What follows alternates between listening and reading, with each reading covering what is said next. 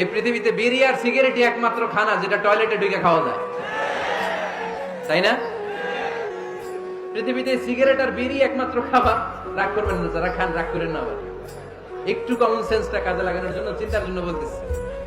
এটাই পৃথিবীর একমাত্র খাবার যেই খাবারের গায়ে এই খাবারের বদনাম লেখা থাকে, স্মোকিং কজেস ক্যান্সার, ধূমপান কর্কট রোগের কারণ, ধূমপান স্বাস্থ্যের পক্ষে ক্ষতিকারক লেখা থাকে না?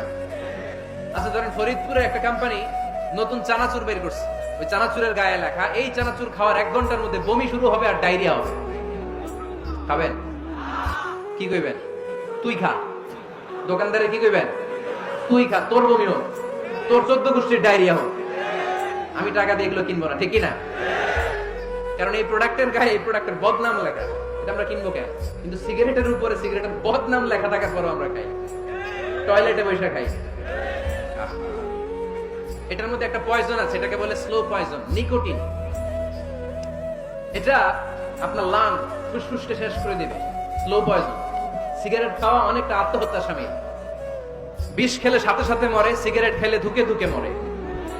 আর সিগারেট থেকে হিরোইন, গাঁজা, ফেন্সিডিল, ইয়াবা, ম্যারিজুয়ানার পথে মানুষ পথ বাড়ায়, পা বাড়ায়, তাই না? এগুলো খাবেন না।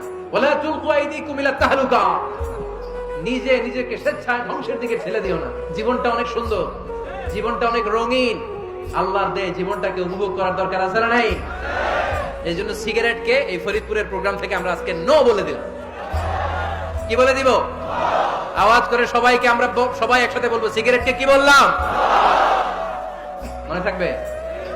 মাহফিলের প্যান্ডেল থেকে বাইরে হয়ে আবার ইয়েস, হ্যাঁ না, ইয়েস করা যাবে না। সিগারেটকে কি বললাম?